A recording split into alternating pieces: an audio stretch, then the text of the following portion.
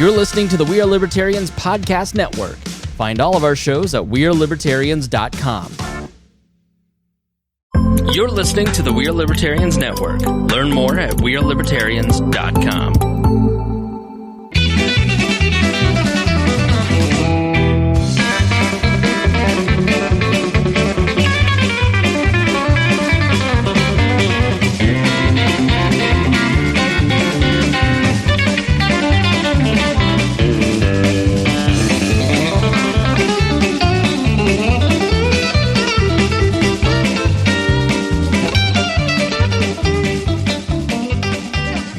Welcome to the Boss Hog of Liberty podcast. This is episode number 280 of East Centralia's favorite podcast.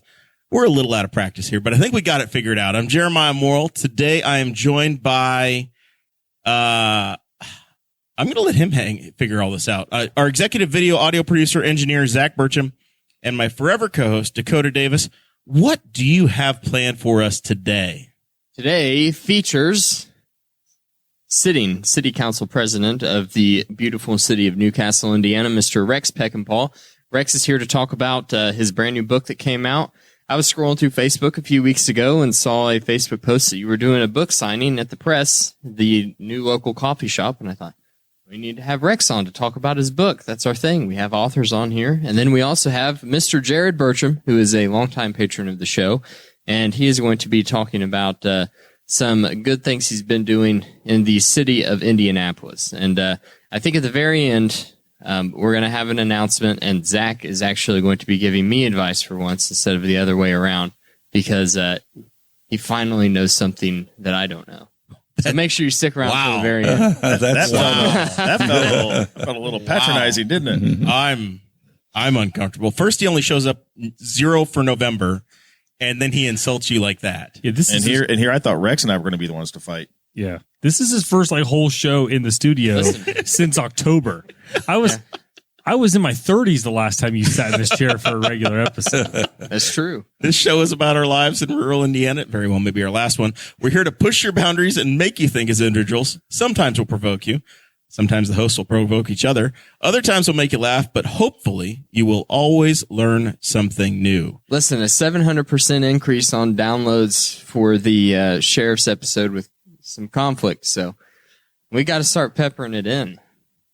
I'll start making Zach mad. I think we did Patreon. I tried to get Zach and Dakota to commit to starting the war between Newcastle and Spiceland for the clicks. Yeah, well, you know what will happen though? We'll battle at the White Estates in the middle. So what'll happen is that north of Q will stay safe, yeah. Spiceland will stay safe, but that area south of Q obliterated. Just the Dresden of Henry County. Boy, I hear there's a new swamp in the White Estates area no one knows about yet. It's foreshadowing over stray gunfire. Stay tuned, everybody. We just did 22 minutes in Patreon. You guys get that and the show notes. Dropped in there every week. You get access to a super secret Facebook group. There are some giveaways for our people over there. All around, we have a good time. And if you are a $50 or more a month person to the Patreon, you get yourself recognized at the top of, we say every episode. Turns out nearly every episode because we were on foot. One. Every in studio episode. Yes, every in studio episode with the lights and the cameras and the action, you get recognized at the top of every episode. So we have to say thank you to Christy Avery, the matron of the Boss Hog of Liberty podcast and the entire Wall Network. Your Norwex salesperson to the stars. I think she's got another promotion going right now. So I'm sure Christy's in the chat. And if you have any exposure to the Boss Hog world, you've seen her around. Special thanks to her, Anthony Meyer, who's out making deliveries, making things happen all over North America. And John Phillips, who's been supporting the show essentially since we moved into the studio. John's support was one of the reasons we were actually able to make the transition from Dakota's spare bedroom to come down here to downtown. And he's been continuously supporting us ever since then. He's been very interested in local government and the stuff we've talked about. And this week he made the decision that he is going to try to join our friend Rex on the Newcastle City Council. That's right. So I hope it would be join and not him be on. I mean, we're not running in the same thing, but right. You know, it would be, he'd be a nice person to work with if he were to. He would be a nice addition. Yeah, he's a good man. Yeah, good. Is that an endorsement? Are you? Well, no. Are you endorsing people in the Republican primary? I'm a Democrat, and I will stick with Democrats mostly, but in city government, not maybe in some facets of government, but he's a good person, and I think sometimes we lose track of that at the county and city level of good people with good ideas because they're a red or a blue or whatever or an L. Yep.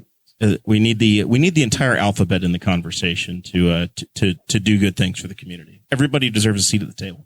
I don't even live in Newcastle, but I was excited to see that John was throwing his hat in the ring. That would be make a good addition for sure. All right. So we say thank you very much to those folks. Dakota, you have an announcement for some of that merchandise. That's right. We had Patreon members. We also ran a special for Black Friday, Small Business Saturday, and Cyber Monday. We took advantage of all three. And we gave people the opportunity to sign up at patreon.com/BossHogOfLiberty through those 4 days, I guess. And said that if you sign up, then you'll get a free T-shirt. And all of our Patreon members are also getting a free T-shirt for Christmas because we are working on some new merchandise that's going to be made in-house. You're not going to have to go through T-Chip, a third party now. And hopefully we can make things higher quality and at least stay the same price, but can be better quality, and we're not going to be losing that money to the middleman. And so you guys are going to be getting your shirts here soon. My wife is making them. She just pressed them today. They're all made. They're sitting in my house, and we just got to ship them off now. So that'll be coming soon. And then could have brought Jared his tonight, but no. Now you got to drop it in the mail. Dropping it in the mail, dude. We already got it all set up. or save the postage and give it to Zach. That's true. I could do that. Look at me helping out. That way you can burden Zach with something else. He's unpaid. He's the most. He's the most fun unpaid. to get it in the mail? I'm going to make Zach deliver that in his new bus. I'm still cold from last week. Just walking around my little backpack holding. Well, these are T-shirts, so they're not going to do much to keep you warm. Yeah. But you guys got a preview of them last week, so just wanted to share another thing that we do sometimes for our Patreon members. And if you haven't joined, then you need to. I got a number of feedback comments that people did enjoy the walkabout we did for the Christmas walk. I thought it went well. I wasn't nervous, but I didn't know. I didn't know if I was going to run into Rex on the streets or not and have somebody to talk to. I think we got to talk to the mayor, the new mayor candidate in Clay, and about half of the city council was out there. And they were all running. Everybody was running for election, Rex. So they're very happy to talk to us in an election year. I was on that beach down in Florida. I'll tell you what, it was. I hope you enjoyed the weather because that's a great event. But it's always just a little cold because it's December. I mean, everybody was in good spirits. It was a good time. Dakota, it was the only real trouble was that Dakota's teeth were chattering throughout half the recording. Yeah, I was sorry I missed it because I do like that activity. I've been to most of them over the years. It's a lot of fun. It's grown so much. The best one may have been when I got my picture taken in the sleigh with my arm around Aaron Dickin. That was one of the best. You know, honestly, has made it a lot better is the new street lamps downtown because the first year they did it, it was so dark in the middle of the streets. It was like this is not great how dark this is. But the street lamps really help with that because they're lower and they're pedestrian friendly as opposed to just kind of keeping the streets lit. So yeah, it didn't feel like a dark kind of cryptic place to be. It was like they had lights everywhere and it was kind of opened up with everything. So it was good. It was a great town festival. I'm glad to be in a heated studio tonight, but it was very nice. The one complaint that you heard from us over and over and over again was that we couldn't even get to our own studio to park. The parking busy. Is for a town that has a bunch of people that complained about the addition of some parking. Although a lot of that parking wasn't accessible for this event. We need more parking. It was like, there was a traffic jam to get in downtown. We need roundabouts and parking garages, Rex, in the next term. My in-laws turned around and went home because they got up there somewhere on Indiana and it was backed up and they just took a right coming up Indiana instead of a left. Our studio mate left here, and it took him 15 minutes to drive home, which is essentially at Main and Bundy. It took him 15 minutes to get down there, and then he came back and he just walked back. He's like, I don't know if it makes any sense, but I plan to at least suggest that we use some city buses and do some kind of shuttle from maybe Rural King or Yeah. programs, some offsite parking. where maybe you get some people up here a little easier. Find some churches that maybe say, hey, It's you actually can a really park out good there solution. and then shuttle some people in and out. Well, and I'd say for here at the studio, I think we know somebody that I'm sure has a couple of orange cones on their work truck that they could borrow for an evening. Maybe That's mark off the also spots a little bit. A early. good idea. I really At need least to do that for next content, so you guys can get in here and do some work. So that we can be upset when the cones have been moved and also we don't have have- our parking. I also have no parking signs. Why didn't I do that? Well, now we know for next year. For next year. Could have got wrapped up in a crime scene because the Grinch was arrested just outside the studio doors, That's true. according to the picture I saw. So Christy Avery is watching the chat, and she said, "Parking garage. I need a full-time job. Hook me up." She is a parking garage operator in beautiful, luxurious Fort Wayne, Indiana. So she could be employee number one. there's an area. If we get it, there's a perfect spot. we for get a parking municipal garage parking garage right here. right outside the studio. It only cost about as much as it did to build a new detention center. All right, Rex. Let's talk about two items here. You brought your book. You've not told us that you're a poet, so to speak. I don't think this came up in your previous interview. Well, I don't necessarily haven't really put it out there that I'm a poet, but every year at Christmas, I used to send them out in a Christmas card. Now I just post them on Facebook. So I've written them since about 1982 or 83. I have poems for Easter that I'll post. I had a June 13th poem and a bicentennial poem. And I don't know, I've just posted them for years. I've just never made a big deal about, hey, look at me, I write these poems, because I really don't know if they're all that great. Some people tell me some people like them, but, So you said this is the year I'm going to compile them. Now, guys that are running for president or governor, they come out with it. This is what they do: is they have the big book launch to get themselves on the talk shows. Yeah, I should have something like Rex Peckinpaugh's Guide to Government, or I don't know, some flashy title like that. But what really happened is my grandson will get together, of course, and I'll be telling him stories. And I may have to write another book with stories in it. But he would say, "Well, Grandpa, you need to write some of this down." And I would say, "Well, why don't you just interview me and write it down?" And then I tried to get him to write a book about older people. I said, "You could interview people in nursing homes." I said, "I've got a perfect title for you. Old people. And then they are dying." It would be catchy. I think people would Honestly, buy it. our syndicator, when he hears this, Chris Spangle of the We Are Libertarians podcast network, if you write anything about the boomers going in boxes and being and them dying off, I think he would probably be more than happy to help ghostwrite that. So I did start writing some of my life story or my stories, and I'm thinking, okay, I got to where I had 50,000 words, which I think is about 200 and some pages, and I'm like freshman year in college, and I'm thinking, this is crazy. This is going to take a long time. So, I thought, I've got all these poems, and one of these days I'm going to keel over. All these things are going to be lost somewhere in the cyber world, because my wife's not going to know how to get into my computer. It's going, and so anyway, I thought, well, I'm just going to get these out. And I thought, I think I'll take the Christmas poems and put them in a book together. And that was the start. And then I started looking at it, and I thought, well, why don't I put a bunch more in there? So I probably put half of the poems that I have in this book. So what kind of style are they? Are they, how would you describe them in an elevator speech about what kind of poems? Are they? Well, I'm a country boy rhymer, probably is what it is. All right. Pretty much 90% of them rhyme. And, I never got to that haiku. I don't think I was ever intelligent enough to get to the haiku level, or, some of those things. Maybe but I always like to rhyme. I've always been able to think in rhyme. Sometimes I wish I had some kind of chip in my brain that recorded what I was thinking. Now that's not good for everything, but, as far as poems, I've lost a lot of good poems that I was out walking and went through all this, because I kind of sometimes can think and rhyme pretty easily. Have you always just you've always just been interested in writing poems?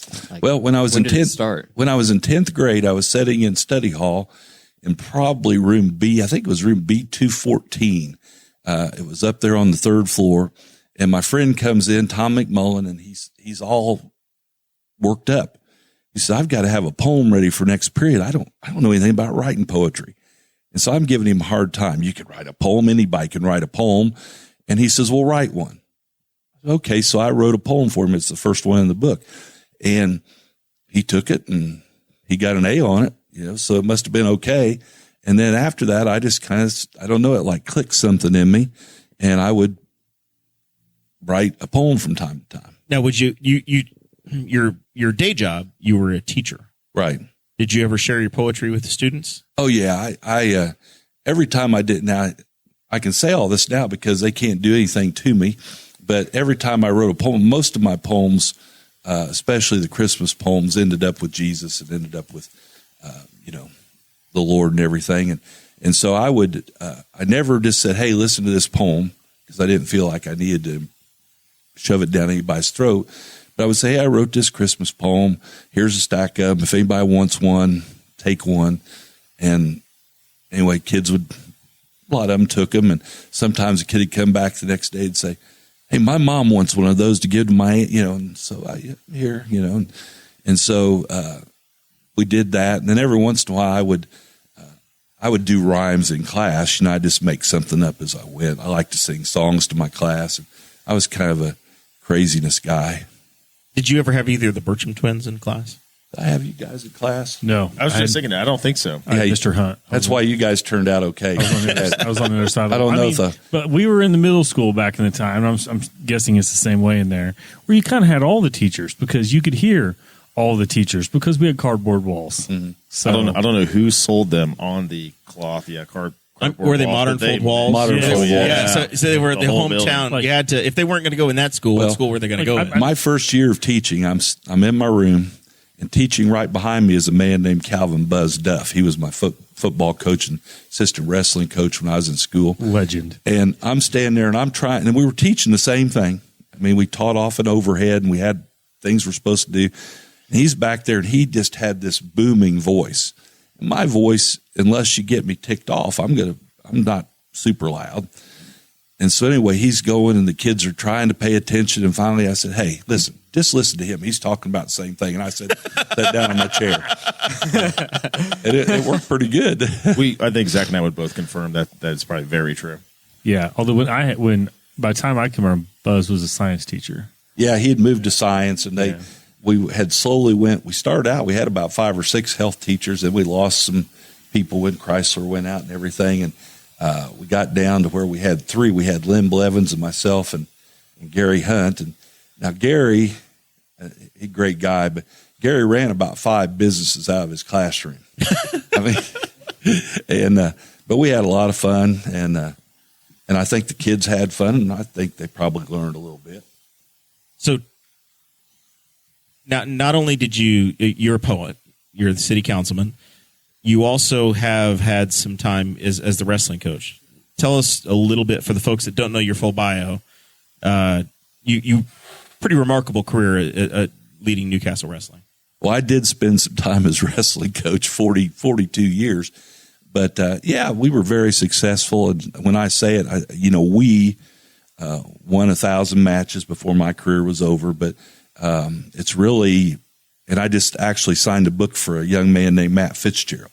And Ted Fitzgerald was his dad, longtime principal here. And, and I told him, I said, I couldn't have been nearly as successful as I was without your dad, without all the kids we had and all the parents we had help. So, we had a great run. We won 19 or 20 conference championships and were state runner-ups twice. I couldn't get past the parochial school. But anyway, that's just the way it goes. They're good folks. Mike Gable's the coach there. He just won a football state championship last week. But it was a good career, and the best thing about it was the people that I knew and got to meet and everything. Everything turns into a community, right? Yeah. If you're successful, it should. There you go. So tell us if you want to share a poem or so, and then we'll have you just break in throughout. When it gets too tense, we'll have you break in with another poem as we go out through the show. Well, this was one I wrote basically last Christmas. It says, "My hope for Christmas, my earnest desire for that wonderful day, is that no one go hungry. That is what I pray. So many people with empty bellies, so many souls with broken hearts. I pray people are compelled to help, stirred deeply in their innermost parts, stirred deeply to give, to visit, to volunteer, stirred not to see others as us and them, not to see others as just those people, moving to bring light where it may be so dim. I pray everyone has what they need, and that those who have so much will reach out and help folks who have so little, giving hope, help, and a loving touch. The greatest joy I have is in giving. I pray that never ever slips my mind. If my faculties all desert me, I pray that as one glimmer of light I find. As Christmas comes and Christmas goes, as we gather with family and friends, help us to have a generous heart, a heart with love for others that never ends. Beautiful. So they're almost written in your voice. Well, or in a voice, in a first-person voice. I used to write, and I've still got a lot of them. I used to write a lot of letters to the FCA kids and different things. And almost every time I write something, I once heard that Paul the Apostle, now not comparing myself to Paul the Apostle, I once heard he wrote like he talked. And I think that's kind of how I write, like I talk. And when I'm doing one, most of the time I'll say it out loud. I get a couple stanzas and I'll say it out loud, and I hear it, and it causes me to think of more stuff. That's awesome. All right. Well, as we always do on this show, we have a graceful transition to the other side of the room, and we're going to ask Jared Burcham to share some of his poetry that he's brought with us today. I don't know. I definitely don't know if I would call it poetry. Oh, you don't want to hear that. Yeah, I can. Yeah, come up with something about diesel trucks and race cars. So what the story you came here to tell us is that you're a Henry County kid, a womb mate, so to speak, of producer Zach. Perpetual runner-up, too. And you have... Because I kicked you out. And you have moved away. Yes. To the big city. You live inside the Beltway. Yep. In Indianapolis, in the 317, to chase a career of electricity and motorcycles. Yep. And because we don't have access to that here, apparently. And you met a girl. This is what happens. So you have run into some issues with the neighborhood where it's not quite as quiet and pristine and lovely as living on the south side of Newcastle, where Rex runs things. So tell us what it's been like in your neighborhood, in the near north side. Do you call it the north side, near north side? What do you 317 people say? Well, yeah. So as I've learned from watching the local news, the near north side is considered like 16th Street. So considering I'm at 87th, I would say confidently north side, not in Carmel. Do they call it Nora? Is it? So yeah. So my neighborhood is actually Nora. We're in like 86 Meridian area. Now, is Nora like the old lady that lived in town and they just named it after her? What the hell is Nora? And I went to a Nora community council meeting for the first time last week, and I should have asked that. And considering the lady running the meeting, she probably knew Nora because she was, I'm sure, about as old as the city. And I'm purposely picking on her because she was rude. She's probably not listening to a podcast. She's not cool. She doesn't know what a podcast is. He's going to send her the link. Yeah. With a letter, Rex. He's going to record this to a cassette tape and give it to her and say, "Put this in your Buick, ma'am." Yeah. All right. So you tell me about the realities of living in the urban in the city. So, Ashley and I lived in the Broad Ripple area, and when the housing market started to turn, we realized we found ourselves in a good spot. We needed more room, and we were able to sell our house and move north, which getting out of the Broad Ripple area was nice. We're building you're no longer college aged. Yeah, we're not going to the bars in Broad Ripple. There's great restaurants around, which is why we like the area. So we moved north of there, and we're on a dead end street. I've got trees on two sides. I've got almost an acre lot. And which is nice, and I'm very close to the interstate, which I'm in a job like Dakota that I drive a lot. So being close to the interstate is a huge advantage. And my wife actually works driving a lot. So being close to the interstate is nice, but we're on a quiet street. We have great neighbors. We actually have cookouts and stuff with our neighbors. We're on the dead end, and it was very quiet for a long time. And we had an incident this last year where, unfortunately, to the north of us, our property line split by a city owned call it an easement or a easement, pathway. or it's water drainage. There's apartments there, which part of the reason I thought this would be interesting for this show is it's another failure of local government. Look and him why you right in should the pay eye when you attention. say it. Yeah, Rex, you came to Indy and you did this to us. Well, local government does fail. I mean, I have to admit that. I mean, we try our best, but sometimes it doesn't work. Now, there may be places where they're not trying their best. Yeah, well, and I think what has rubbed me the wrong way through this experience is watching the mayor go on TV, because this is so I have apartments just north of me that have been a problem for a long time. I actually have paperwork from when my neighborhood was started, when they actually in the 60s had to ask permission to build the apartments. And when they did it, part of what they did was they said, hey, you got to maintain a wood line so we don't have to see the apartments all the time. I found out the person that lived in my house when they built them actually was allowed to pick what brand of street light and style they put in the parking lot in the apartments. They had that kind of control. Well, those apartments have changed hands numerous times, and they were owned by, and if you can check, you can look up local news listings and hear about them, by a so-called Christian nonprofit organization out of New Jersey, which I'm pretty sure if they find a picture of the office, it's a shed in some creepy guy's backyard. They owned 9 some similar apartments around Indianapolis. They bought older apartment buildings, and they weren't maintaining them.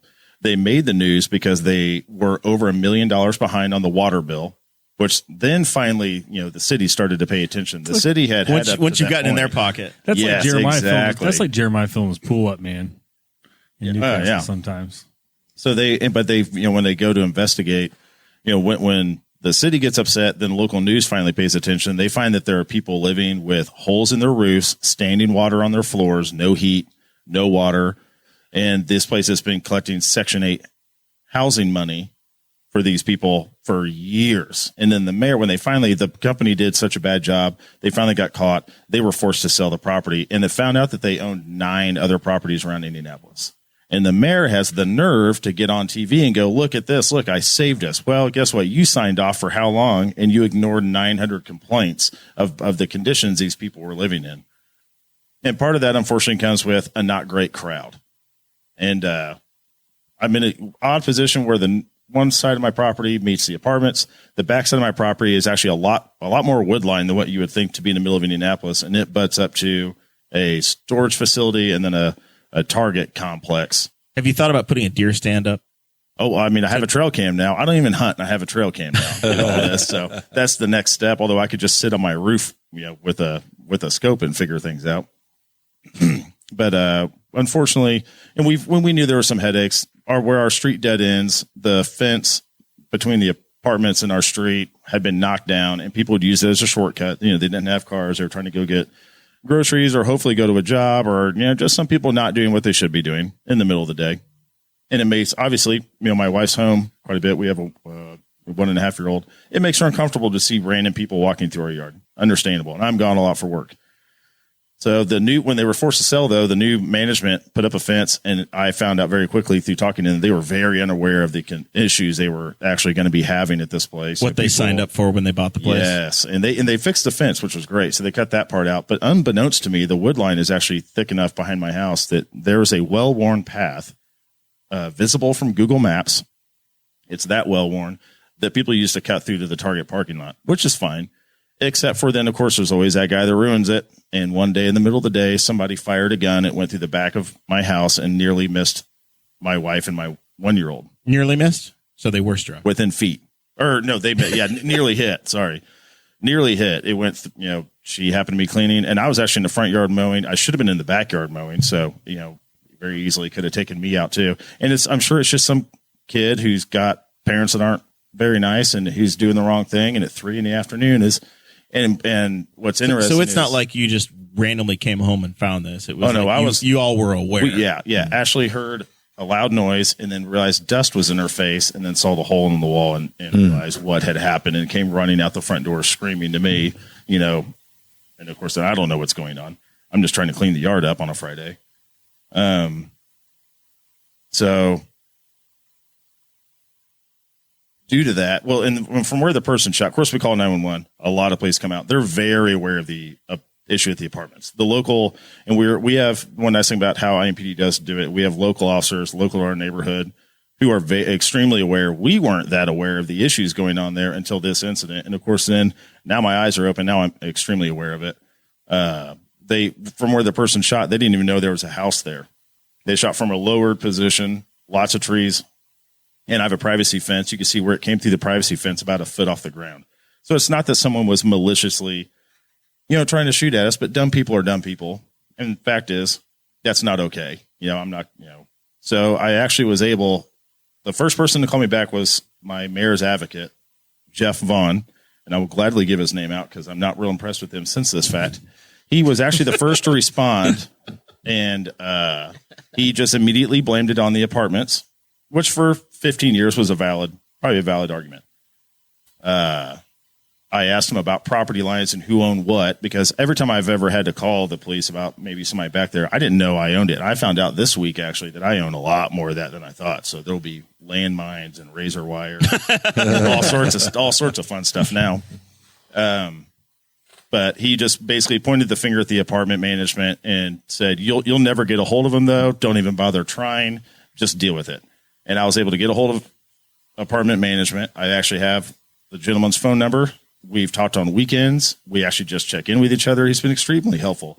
And the apartments have actually gone above and beyond to put in a fix that has stopped the foot traffic through their fence. Now, the other end of the issue is the trail kind of pops out by a post office, and that property is extremely unmanaged, and it's owned by Kite Properties. I haven't got a hold of them yet, but it used to be owned by Target Properties. And actually, Target has been extremely responsive. And I kind of backed off for a bit because I figured, well, the trail's stopped, hopefully. But I found out through a trail cam that a lot of the people hanging out back there are actually coming from the post office side, which you would think a post office should be, kind of setting the bar for how management should be. Property management. Got people down there just waiting on their checks to roll in. Who hangs out at a post office? Well, so recently, in the wood line behind it, recently there was two homeless people. That I have people experiencing homelessness. I believe is that what they prefer to be referred to? Maybe they're just campers. Did you check? Then the one guy is more of a Ron Swanson camper. He made his own tent out of canvas and out of a wood pallet. Sounds like urban camping. Yeah, it's very possible.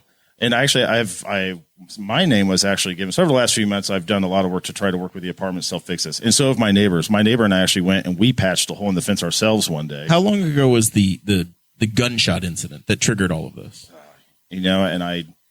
It's been 3 or 4 months now. Summertime. It was summertime. It was warm out. Yeah. So I was out doing yard work and we were all home, for the day. But it's been frustrating. And then we would hear gunshots close by. But the nice thing is the apartment management they're going through and renovating all the apartments because they're all absolutely terrible. And they're actually going through the process. They're no longer doing Section 8 housing. And they're actually making everybody reapply to be a tenant, which means that they're actually checking to see if you have a bad criminal record, if you're a violent offender, or anything like that. So they've already made big progress. So you're single-handedly creating a homeless problem in Indianapolis, Jerry. Bring it on. If you know what? If you're going to mess around behind my house, bring it on. I don't know what to tell you. And my name was given to our neighborhood. We have an IMPD representative. I can't remember what her title is now, but she's like our officer that's in charge of, relations with people to live in the neighborhood like myself. Somebody gave her my name and she contacted me and told me to go to our neighborhood, our Nora Community Council, which is not actually they're not elected officials like Rex here. I didn't get to pick these people. Nobody told me who they were. And up to this point, I've had a lot of good luck. Target's been great. Target actually calls me and checks in. They actually volunteer. They sold. Did you tell them you were a big Juan Montoya and Scott Dixon fan back in the day? How do you butter up Target? Well, I told him my wife shops there all the time, and if you guys want to see a drastic loss in your sales, you keep picking on me, and I will ban my wife. Burcham family will have economic sanctions against Target that they could not survive. If and little do they know, she would not listen to me. She would continue to go. But the threat sounded really good at the time. So she would listen to you less than Target would listen to you. Basically, everybody would ignore me, but I'd be over here screaming and yelling, because that always works. But Target's been actually very, very responsive, and they used to own the post office. They don't now, so they had sold it to Kite Properties, and Target has actually gone above and beyond. And there was a street light out in the back of the property. They don't do any vegetation management. It looks terrible. It just looks bad. It's full of trash. There's all sorts of carts thrown in the in the ditch. there. It just looks bad, but Target's gone out of their way to clean up a lot of it, and they're actually paying to fix the street light, which actually had a wiring problem, not just a lamp out. So Target's been great. Kite, I'm working on, but our local community resource officer, that's her title, she asked me to go to this Nora Community Council meeting, which is down the street from my house at our local public library. So I gladly go. I am completely bum rushed by a bunch of people who are more concerned about if IMPD is pulling people over for not wearing their seatbelt. And when I get up, and all I am told by the police officer is, hey, maybe if you tell why. She said she's been advocating for my neighborhood, my street, to have that area cleaned up and a fence put up, preferably, so that there's no reason for anybody to be back there. It's a utility easement, but the access to the utility easement for the utility is actually in a different spot. So there's no reason for anybody to walk through there, period. And it's a liability, and it's full of trash. So evidently they told her, well, we have a document from 30 years ago that says you can't cut the trees down. And she said, well, we're not trying to cut the trees down. And they don't get it. And I get why they don't get it. Ruth, who runs this community council, is 184 years old. And her response to me was, one, figure out where your property line is, which I did, Ruth. Doesn't help me, because the fact is, it's you can access my property from the post office. Me stopping, once you get to my property line, you can already do the damage. What I need is for you to quit allowing people to pass through an area that doesn't need to be a path. They didn't get it. 3 people thankfully, were actually aware of the issue. There's 15 people on the board, I think. And 2 ladies were sympathetic and actually gave me advice. And then one other guy actually gave me a few people to email. He also included, and they were both city council members. And he said, you won't get a response, but you should send it so you have copies that you sent it. So I will say, I pay more attention to Henry County politics because, I know the names, I know the people, I grew up here. And it tells me my kind of the final lesson I want from this is you need to pay attention to who you elect locally. And I'm guilty of not paying attention to who I have locally in my area. I pay more attention to what goes on here because I'm familiar with it. But now I'm stuck with representatives that do not care, are not responsive, and are known for not being responsive. Pay attention to who you elect locally, because the only people that have helped me so far is IMPD. They have been great. And the local, private citizens, the local stakeholders companies that own the property, or absolutely. I've gotten absolutely zero help from, and I found out. So in that meeting where I spent 15 minutes trying not to throw heavy objects at these people staring at me talking about seatbelts, why my house is getting shot at. A guy, it's for your safety. Yeah, definitely the seatbelt, because that'll slow me down from getting out of it's the hard car. for him to turn and get the gun out the window. Yeah, exactly. So there was actually a random guy sitting in the crowd. There was 4 of us. You guys don't have anybody practicing archery across city streets, though, do you? No. Now that's been a thing here, hasn't it? You muted yourself over there. I muted myself because I was testing something. Yeah, that happened here, and that got dealt with very quickly. But it's amazing how you talk about one bad person that ruins it for everybody. If I went and showed you where this guy was doing archery in his backyard across the neighbor's driveway. I was going to say, wasn't he shooting through someone else's property? Across their driveway. Across an 80-year-old woman's, an octogenarian's driveway. I mean, who uses their driveway? I don't see the issue. Nobody's standing in their driveway. And she was very thin. Yeah, she was very thin. Hard to hit. I'll say this. I will show it to you one time. The most hilarious thing about that particular situation was that this man would have talked to 2 neighbors and turned 90 degrees. The area that he was shooting was actually the perfect area because the yards, it was like 4 properties and each one was stepped up from the next one. Oh, so it's got a natural backdrop. So his neighbors, if you said, hey, do you mind if I do this, whatever, he had his neighbor 4 houses down, their yard was 12 feet higher than his yard. So he had an earthen back thing that he could have shot into. No, neighbor's driveway.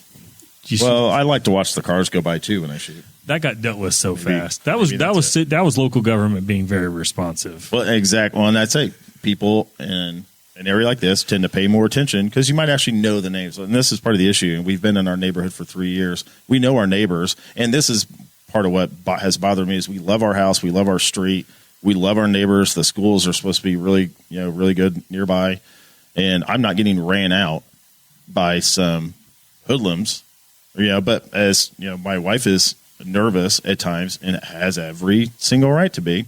And I work a lot. I'm gone quite a bit. I work long days, and it never fails. The stuff happens when I'm on an overnight, and I'm not able to go home, or I've gotten the call when I'm 2 hours from the house, and you want to be there immediately. But yeah, just to sum it up, it's gotten a lot better, and we're working on getting it better. But every single local government official's name I've been given or that I've talked to has proven to be completely inept. And they're known for only coming out of their holes, because I'm sure that's where these people live, before elections. So I'm jaded because we've done this podcast for 5 years, so there's hardly an elected official that I'm not on a first name basis with now. But it sounds like you're getting email addresses you live in a community with 1 million people, not 20,000 or 50,000 people like we do here. Are you getting email addresses for elected officials and not phone numbers, and not the ability you don't run into them at that target? No. May not even be able to pick them out of a crowd yet. You don't have a Christmas walk you can go to and run into half the municipal government in a matter of about 4 minutes. And I'll tell you what, the target's busy enough. I don't want to go in there, and I would probably have my head down trying to run out with whatever milk or something I was in a rush to buy. I would be extremely hard pressed to run into anybody. I'm not saying that city government has been able to fix my moat in the front yard that city government caused, but at least everybody's aware of the problem. And you're actually able to talk to, you went on a walkabout, and if the mayor had seen you a little bit earlier, he might have made a run for it. Let's be honest. No, I'll tell you what, though. He walked into Republican headquarters, and his mailbox was the topic of exactly. Well, I had a follow-up conversation on that, because I think they were trying to make sure that I wanted to talk about it with the story I got later. Not that they were trying to not talk about the issue. They were just trying to make sure that they weren't going to ask me a question that I didn't want to speak. Were there any elected officials at the Nora Community Council meeting? Well, no, and that's and it seems like you're in a different structure of government than we have here. No, so and this has been a learning experience. So the Nora Community Council was just started by Ruth 184 years ago. Ruth still runs it. Ruth and maybe Nora. You should start the new Nora Community Council. Funny you say that. So the random guy in the crowd, we stood up. I was the last one to talk, and I finally was just so frustrated I had to just cut it off. This is how they were not how the understanding. Second Baptist Church comes along. Oh my gosh, they just weren't getting it. Seatbelts or whatever is not even a remote. That's not a concern. Well, they're concerned because your wife's driving around her 6,000-pound truck rolling coal, and they're afraid for their lives. But that's not a local. Well, and it was also just so the MPD officer did a report of crime, and things have actually looked a lot better in our area, and for the whole North District, not just the Nora area. The North District covers a lot of areas, Meridian Hills and some other ones. And one lady angrily asked her about, well, are you going to make traffic stops? Do you guys make traffic? I see these people running red lights, and she's like, well, was the police officer, were their lights already on? It's like, yeah, but why aren't they stopping the red? It's like, well, they're probably responding to, I don't know, an emergency somewhere.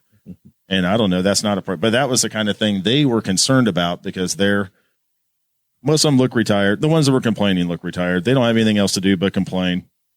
They're obviously not happy with their retirement lives. Look, Rex is smiling all the time. He looks happy over there. He's not complaining about traffic stops, guys, because he planned his life. As long as they're not stopping me. Exactly, right?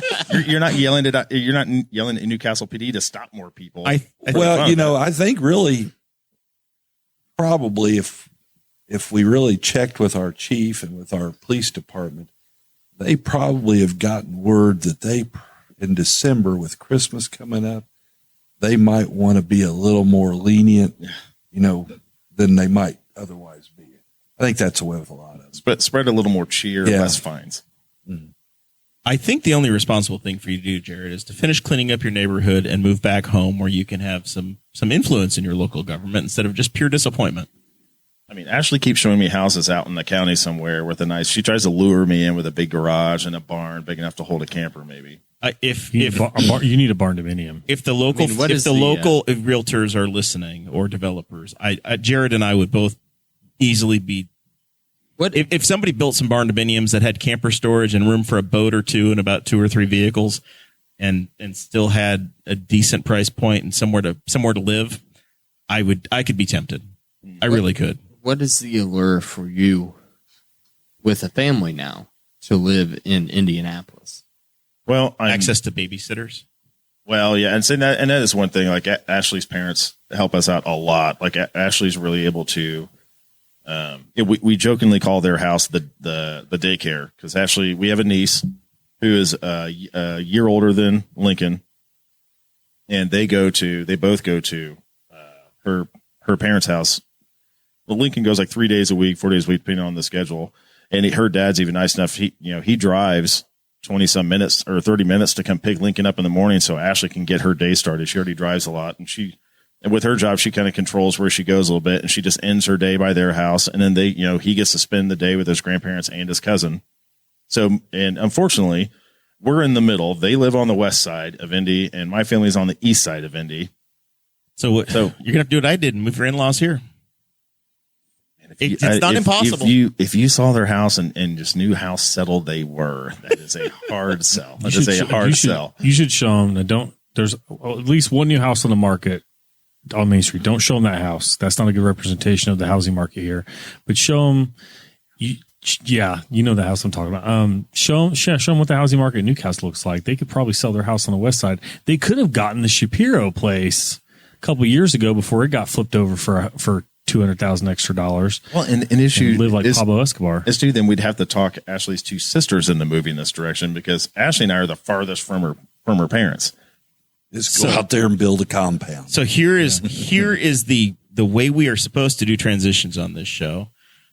Newcastle and Henry County are getting new homes. You're supposed to do transitions by not mentioning you're transitioning. That's not the joke. You missed all of November. It's okay. I know you're out of practice. Well, and I will say the random guy, the random guy in the crowd stopped me on my way out the door and said, "Hey, I'm not in this neighborhood. I live in Meridian Hills. I'm on their community council," which is just a kind of self-appointed board, evidently. He said, "These guys are kind of a mess. Their website's out of date." He actually tried to join, as did I. You can't get anybody to answer. You have to email to join, for one. Their website's still out of date. They don't list their board members. But he said, "My wife works in commercial real estate. We have contacts at Kite Property. Give me your name." And he actually came by my house the following day, so he had a better idea. I actually walked him around the property, showed him what was up. He said, "Hey, I've already made contact with Kite. I'm going to help you get this fixed." So yet again, a private citizen. So it's a good thing I went to that meeting, although I wanted to mow everybody down basically that I talked to. As I went out, this guy stepped up, not even in my neighborhood, but heard my concerns, gets it, and is stepping up to help hopefully put the final piece in this puzzle. People talking solves a lot of problems. Yep. Just having a dialogue and figuring it out. My first time getting active in a neighborhood like that, or in any kind of community gathering, somebody that's supporting the neighborhood. And you mentioned start your own group. He said there's actually another group where Ruth has said that she doesn't want any development. This other group actually supports development. Has a real eye for the future. So be aware. Don't get too lax. You live in somewhere. It could be great for 5 years, and then unfortunately you get a bad neighbor that comes in. And if you listen, you need to have those contacts. Ruth said it was good enough in 1974. And that's exactly what she said when we talked about the cleaning up the tree line. She said, "Well, I know an elderly lady," and she said, "and I'm calling her elderly." And I thought, "Ooh, how long ago was this?" She said, "If she ever heard a chainsaw back there, she'd get a shotgun out." And I looked at her and I thought, "Ruth, that lady doesn't live there anymore. We do." So maybe it's time to move on. Speaking of development, as Jeremiah alluded to, we have two housing developments in various stages of construction or planning potentially around Henry County, around Newcastle. So a recent request before the Henry County Planning Commission would be to take a 20-acre Henry Township property, and it's basically the last little plot of undeveloped land between the beautiful new prison / corrections facility and State Road 3.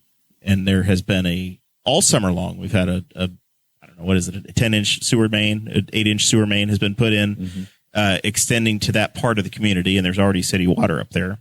So a developer is saying, "Hey, we're going to buy this ground, and we're going to actually build potentially up to 110 houses." It said 110 units total. They were going to have some single family units, and there were going to be some duplexes as well.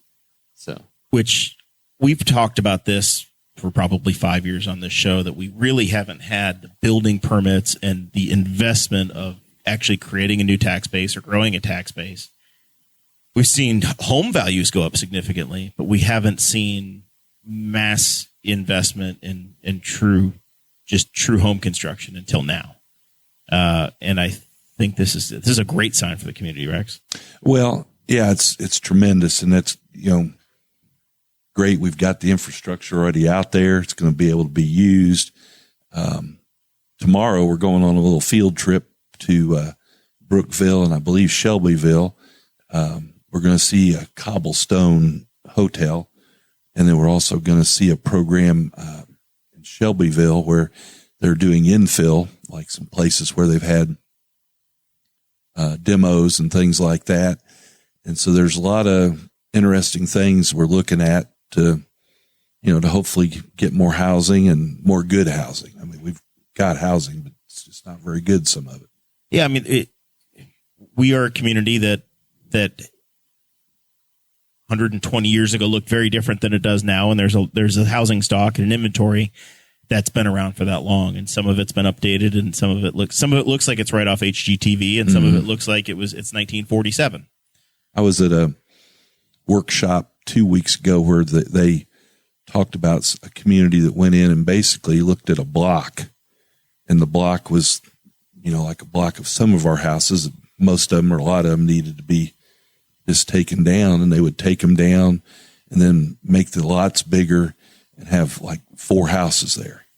And it really seemed like that would be a pretty cool thing to do. So, I mean, I know something I've seen in Indianapolis literally running around is it's kind of cool to go in these older neighborhoods, but there are, like in a block that might have 30 or 40 houses, there's like 4 or 5 grand spanking new houses that they put in place where either somebody had a double sized lot and they sold it off, or probably happened was a house got demoed and then they built a new house. And sometimes it's a lot because they don't try to make them fit into the neighborhood. If people can think of it. If you go to Fountain Square, there's a bunch of normal houses in Fountain Square, and then there's like some ultra modern house that looks like they tack welded a bunch of storage containers Something together. That's straight out of Nashville, Tennessee. Yeah. There actually is a storage container house at 17th and College. Yeah. I was gonna say there's but it's cool to see that though, because it is investment in a community, and it's a house that's like, it's different. But if you want to live in that neighborhood, but you don't want to have 100-year-old house, then here's your house. They built you a house for you. So we haven't grown the population, right? In 30 years, the same 50,000 people. People die, people move away, people come in, but we've had a stable population base. Right. I don't know exactly what the impact is of where houses are built. But it seems to me that if all of a sudden we put a lot of and I'm for putting new houses out in these other places, but if we do, and it's just all the people from Newcastle moving out and leaving these houses to deteriorate, that can cause us problems too. So there has to be planning involved. I think there's going to be a study done of buildings in the uptown area of like second and third floor of buildings that already have something in the first floor, where they'll look at that for some market rate housing. So. Yep. Well, hopefully what it'll do is if you build 110 new houses, that allows you to bring in 100 to 200 to 250 new residents. Right. And those folks are maybe working, so they have an income tax that's paying into a county tax. That those values, those properties are paying property tax, which you're paying for services, and it starts to relieve some of the strain on the city as you're trying to deliver the services you're supposed to be providing. And we've got the I want to say Make My Move program where somebody can get a bonus to come here. Yep. So if we've got a nice house for them to move into, that kind of doubles it up for them. Some co-working space. Our office suite mate here, Brian Nichols, you guys hear him here maybe once a month now. He's the poster child for it. He brought his tech job from Philadelphia during COVID and said, I no longer want to do this. And he and his wife are starting a family here in Newcastle. Bought one of our older homes that's been updated and modified, and live in the downtown area. Like I say, I work all over the state, and I was actually talking to a local Tipton utility guy, and he mentioned that they're actually looking at adding a new neighborhood, I think with almost 400 units. And if you've ever been through Tipton, it is a very small town. But I think Newcastle's in a similar position where, 15 years ago, nobody would have thought that was truly commutable. But more and more jobs, like, I drive all over Indy, and I see a lot of office buildings with for lease signs, because a lot of these people are now working from home full time, And now somewhere that's 30 to 40 minutes, like Newcastle and Tipton, I think it's going to push the, commutable line farther out, because you're only, for those people that want to go into the city and do stuff, you're only doing it on the weekends. You're not making that, daily or near daily commute like Zach does, the other, going that direction. So I think it's a good time to make that move. And when you're making that commute to Indianapolis 5 days a week, it's different than if you can get away with doing that commute 3 days a week. So as employers have started to go to a hybrid model, and people are more comfortable working from home, and you've got broadband, we've got Metronet, we've got Comcast Xfinity here, and people can have virtual meetings, and it's just as good as being at the office. It opens that up. Now, right here, I'd like to interject the idea that we need a crane operator. But also, Is there a bonus? Is the city offering a bonus to a crane operator? That's what NDOT, I believe. But the other thing I've brought this up several times, and I'd just like to say, if there's any developer out there that wants a nice section of land to develop, there's a really nice section of city-owned property over by Wilbur Wright School. It's got a trail and a park, and close to the hospital and everything. And I'd sure like to see somebody come in there and potentially want to build some houses there. So it is interesting. If I was a betting man and somebody had given me a casino and a stack of chips, and they said, hey, our development's going to happen on the north side or the south side of town, I would have said south side. I would have said we're growing towards I-70. That's where homes are going to be built. That's where investment's going to be. And that's not been the case. Everything has been north of State Road 38. I think the separation of industry and housing, I think, is appealing. Continues. Yeah, I think it's appealing. And honestly, it's probably better to leave the footprint for the industry just to get closer to the interstate, because a lot of that's material shipping in or out. And then if let's be honest, it's not like trying to drive from the north side of Indy to the south side of Indy. What's the worst commute from the north side of Newcastle to the south side of Newcastle? Did you see the gridlock now that Rex has gotten rid of stoplights in the city that we had on last week at Indiana? Thanks for putting that all on me. Zach and I suffered today through these 0 cars at the stop sign in Indiana. We really didn't think we were going to have to make it. I thought we were going to have to cancel the show. I always remember back when I got married to Bonnie 27 years ago, God bless her, that she lived in Castleton. And I was over there one time, and she said, could you run to the grocery store and get... So I did. It took me like almost 25 minutes before I was, to get there and back. And then she moves over here, and she was all worried about coming here and thinking, this is going to be too slow. I won't like this. And she got over about 3 weeks after she'd been here. She said, I would not move from here because she could get the grocery store in about 5 minutes. She could get anywhere she wanted to go in no time. Here's the problem, though. Is that it still takes you that 20, 25 minutes to go to the grocery store because you've gotten 4 or 5 conversations in the grocery store with people It's still not a quick surgical strike. Any place I go, I get in conversations. I love to talk to people. It's just a lot nicer than sitting at a red light in traffic. Yeah. Maybe I should read a poem. Let's do it. I do want to say while I'm getting to the point of where this poem is, that you can order this book, because I should be a good entrepreneur and mention that you can order this book on Amazon, and you could call me and I'd probably just bring you one. But anyway. Well, now listen, you've heard that we have listeners all over this country, so let's make sure that people know that only extends to zip codes that start with 47. Well, if they wanted one, I've got a PayPal link too. They could send me their address with PayPal, and we could drop it in the mail. Yeah. So anyway, I'll try to get could walk you one. to the mail to a post office right there from his house. I got a nice wooded path. Now this is one. It's a short one I wrote, basically thinking about my grandkids and my family that's still around. Keep your hand on them. Take them to the finish line. Bring them all the way home. This precious family of mine. Watch over each of them. Be the protector that I would be. Guide them through this life, so one day your face they might see. So. Very nice.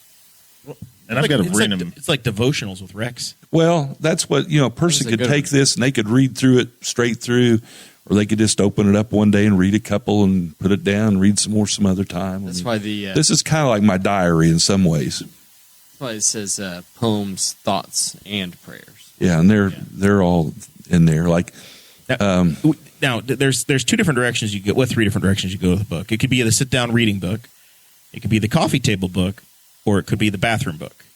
Where are you picturing that this book is going to be kept in somebody's home? Once they pay their $20. I told somebody, I was talking to some people in my church, and I said, well, some of these are probably pretty good and some of them might not be so good. And I said, maybe I'll just treat this like you do your Bible. Just go in here and the ones you don't like, just tear the pages out. I mean, that happens a lot nowadays. Get your own edited version. I had a person the other day, and it was the craziest thing. They said, I love that book. I love that book. And I said, yeah. And they said, yeah, my favorite poem was the one about your hair. And this is it. This was their favorite poem. In the winter, the trees are bare. They have no leaves. My head is bare. It has no hair. I mean, but they seem to think that was great. That's all they needed. I'm getting there, Rex. I feel the pain. We've gone through all the seasons with Dakota's hair just since this show started in 2017. I think you're looking good, man. Now I cut it myself because I don't have much left. So we've been asking people, and you were down in the Florida sunshine, so we didn't get a chance to ask and break the news. Do you intend to run for some sort of a city office in re-election? You've served 8 years now on the city council, or 12? 11, and it'll be 12 if I can make it through this next term alive. Okay, all right. There's a qualifier there, but assuming that you succeed in that, you signing up for another 4 years? Yeah, I'll run again. I really enjoy working with people. My favorite thing is when I get to see something completed, or I get to help somebody. Now, I'm not putting you down, okay? But my neighbor had a problem with water. When they did the street, they did something wrong, and so it made water stand in his yard and on the street. He called me, he said, would you come over here and look at this? I walked over. I said, what's wrong? He said, well, look at it. I said, that water? He said, and I was messing with him.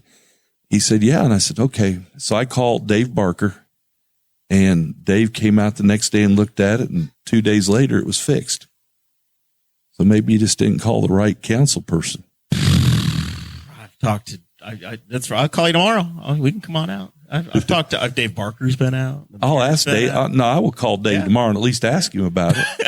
That's what they want. Is just once a week. But somebody else calls. Jeremiah's been on this podcast. But that's what I like. Again. I like to be able. You can't always help everybody. It's not going to happen. But I enjoy it when I can help somebody a little bit. Now, if you do Jeremiah's stop by, not your problem. He's not even in city limits. Yeah, you're not in city limits. Why do I? Because you people keep mailing me a bill every month expecting it gets paid, so I have to write that check. It's taxation without representation down He here. almost sucked me in, Dakota. He almost got me sucked into that. If you do come out, make sure you see my brand new mailbox the county put up for me. It's beautiful. Did they knock your other mailbox down? When they paved my road, they destroyed my mailbox. One step forward, one step back. That's the way it worked. I suppose they'll probably have to tear the road up to fix the sewer problem next. All right. We got that big announcement out of the way. There was something else planned for the show, but I think we're going to hold it because Dakota's got a big plan. Yeah. He's made an adjustment. Making plans on the fly. Now, if you do make this big plan, I need a firm commitment that you're going to try to be here for the show that you're going to book. I was here for the show I booked with Rex. That's next week. I just want to say how much when I saw Dakota, he wanted me to come on the show and I couldn't come the one day.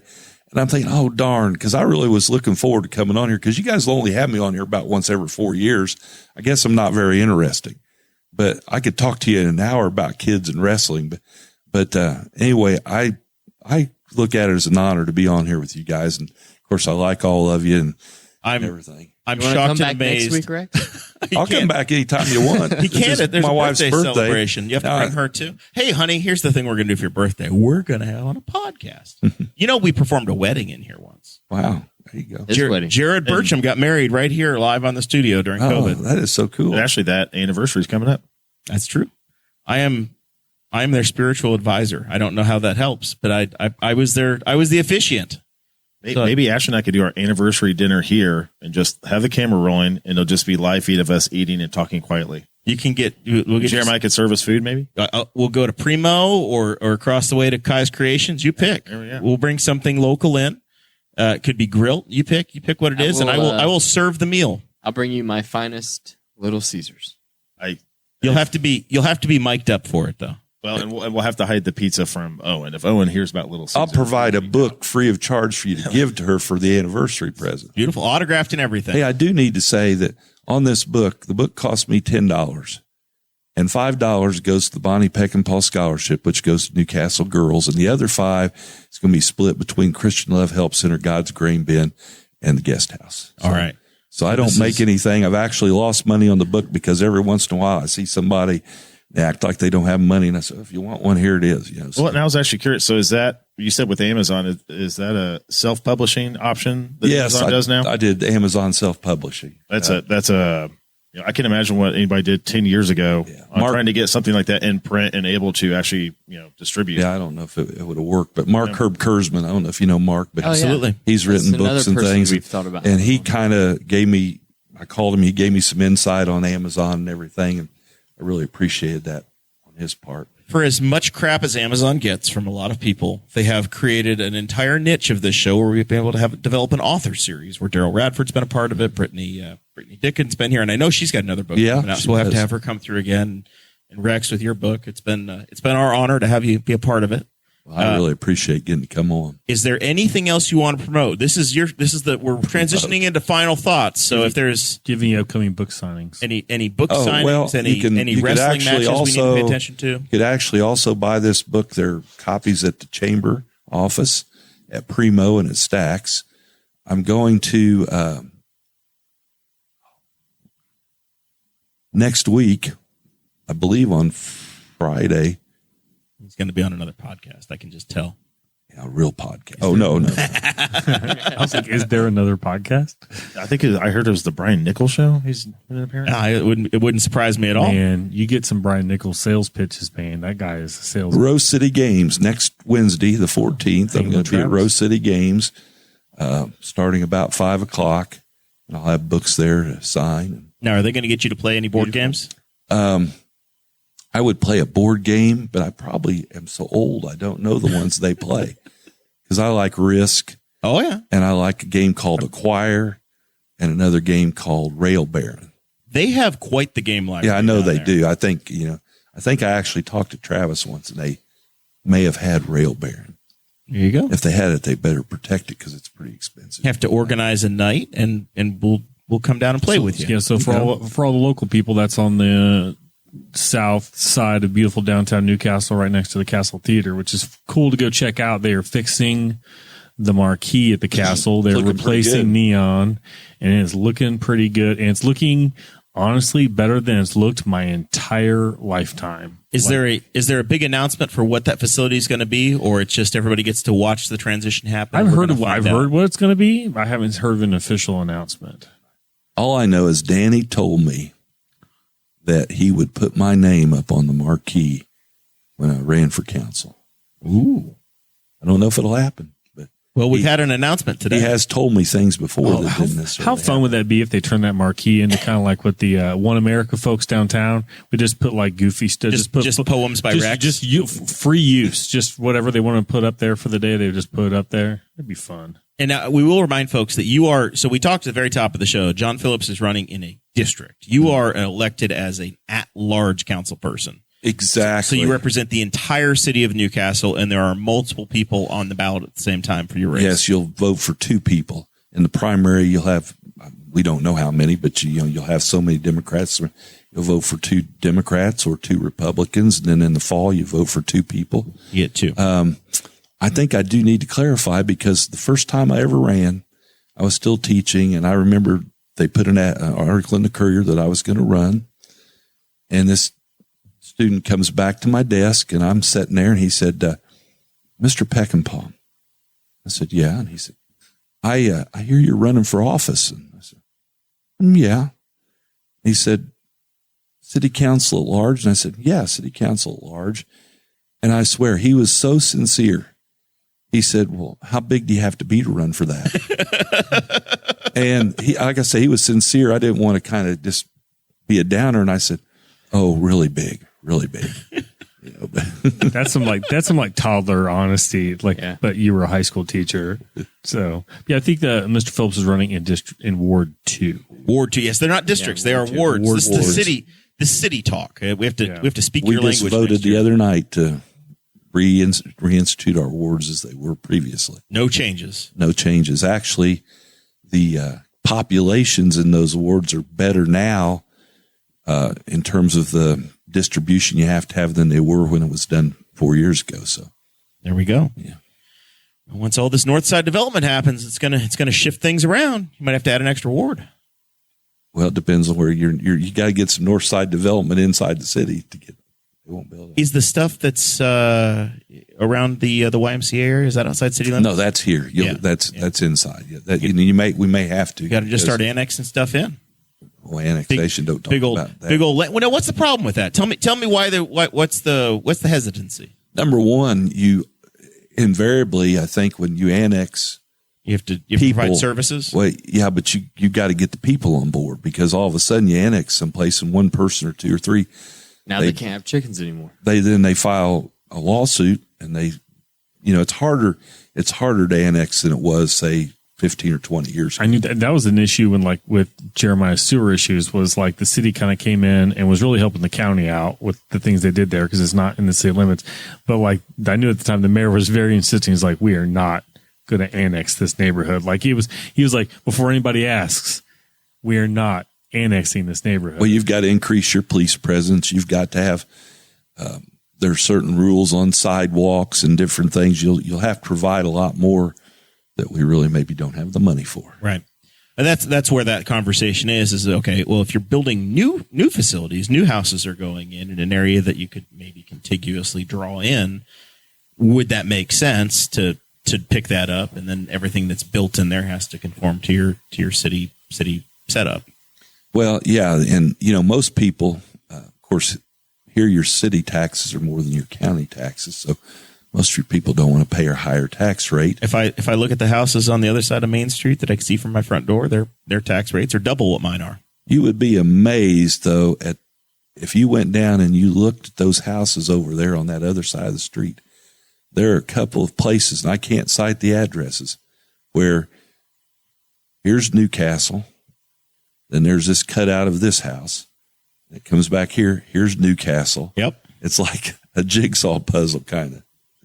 Well, they're back in the day. I'm sure there were some mayors that just didn't want somebody to live in their town.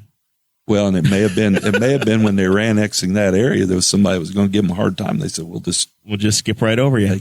Not a problem. All right. So, Jared Burcham, you are a veteran of this show. You know how it goes. Is there anything you need to tell us as we're going away in final thoughts? I did enjoy the walkabout episode. I thought that was good, especially the interview with the other Burcham boys. They tried to hide, though. And it's shocking that Jackson did. What a weirdo. Thought my kids tried to hide. Yeah, for real. Who'd have thought Jackson would have been hiding? Although, he likes to hide when we're trying to find him for dinner or something. But no, just basically kind of follow up like what I said before. Just be, people in Newcastle are lucky. You can actually run into Rex. You're going to run into Rex at some point if you're running around town, and you can actually get to know your local representation. And, I was lax in learning about mine. I've gone through a couple elections, not paid attention. And then when I needed help, I find out that the people that are running my area don't, the info I was getting from about everybody was that they just don't really care. Once they get elected, they disappear, and then they come back out for the next election. And that was fine until I needed help, and thankfully I've got good neighbors and good businesses around me, which who would have thought, I would actually get support from everywhere I've gotten support from, but it sure would be nice to have some support from people that are supposed to be supporting me. So, just be aware, be involved. It doesn't take a lot of effort. It took me going to one meeting, and I've made, multiple contacts from that. So be glad that you're in a community where you can easily get to know somebody that's actually representing you in your area, and just be involved.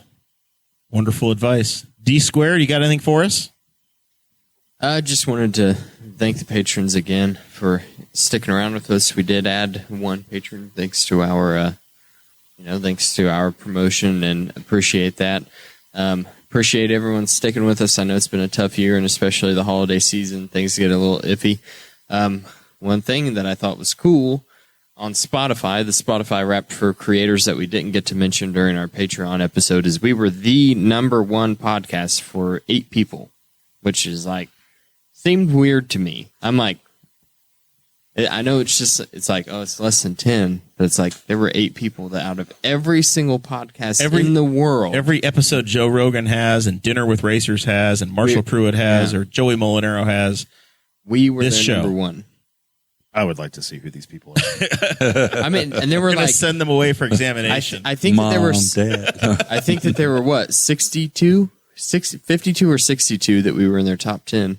So, I mean, that's amazing. Cool. Pretty neat. Absolutely amazing.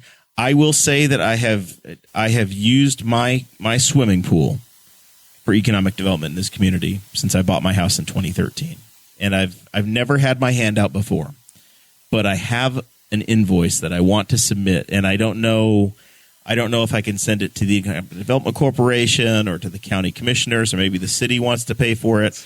But I've used my pool to entertain out of town folks, and we've grown the community. We've documented it on this show, and I have this winter absorbed a significant financial expense, Dakota, of pool ownership.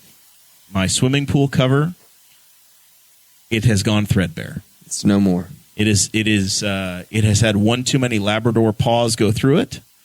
I think we nearly had a Nash drowning, but it looks like he got out okay. I was going to ask, was this a single event that finally finished it, or have you just looked at overall condition? And you're like, it's got to go. There's a 1 square foot hole that has been punched.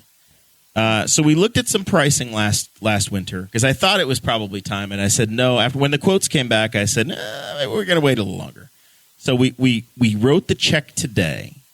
Do you care to guess how much it costs to buy a swimming pool cover, Rex? Well, was this one of the ones that roll out electrically over the pool, or just this is an old school anchored pool cover? I'm saying $4,000. Boy, that would be a hell of a number. I think I've shared it with everybody else. I saw it. Yeah, the first number that I was quoted was about $2,600 for a custom pool cover. Oh, that's not my money. So I got desperate again, and I called around, and I think we're getting one made and delivered for about $2,100. But I know that the city does this sidewalk program thing where they'll give you $500. So I don't know if maybe we can put a hand out and say, hey, we've proven that this pool has shown economic generation. That would be an interesting thing to bring up at a city council meeting. Hey, let's do a pool cover, pool cover fund. And it's a community investment. Once again, Rex, may I remind you? But he doesn't live here. It would need to be brought up at a county council But meeting. now, do you have a fence around your pool? I do. Okay, because we just changed our ordinance to allow for no fence if you have a electronic pool cover. Yeah, there's another zero in that number. Yeah, I bet. Those are big ones. Maybe I'd imagine there might be. Yeah, I'd like to see what one of those costs. That sounds. They were just. I'd never even cool. heard of I've those. seen I hadn't either. I was sitting at the meeting and they're discussing. It's like there's like a roll off tonneau cover basically that's walkable. Exactly. I was going to say you get big money when you go walkable. Well, it has to be walkable because the idea is you don't need the fence because if you close your pool cover, somebody can't fall in the pool. Well, you could have a soft one where you can fall down and it's like a water bed, but then there are some where you could go out and bounce a basketball, and that's wild. Jeremy, you don't want to pop for the basketball court pool cover? Just go big. If it was if we're getting county money in this thing. If I had a blank sheet of paper to design, first of all, I don't think I would put a pool in again. Okay, I bought a house with a pool. I didn't go seek out a house with a pool. But if I had a blank sheet of paper and I could design it differently, I would have a pool that was rectangular like a basketball goal, and not have the old stairway off to the side that's a nightmare, and not have it 3 feet away from the house. There would be some design differences, but we are where we are now.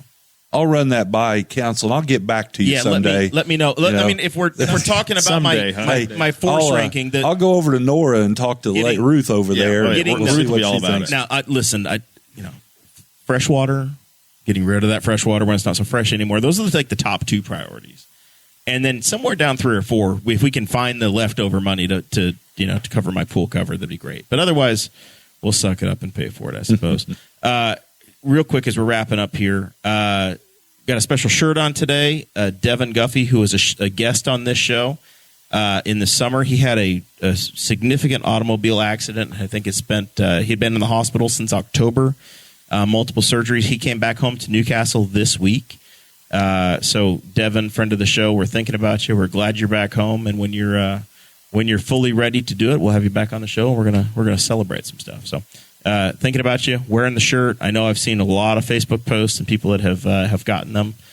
Excited that he's on his way to a full recovery. With that, we will see you guys back here next week. Not with Rex Peckinpaugh because he's here today. I don't know what we're doing on the 15th, but it'll be great. Thank you guys very much. We'll see you then.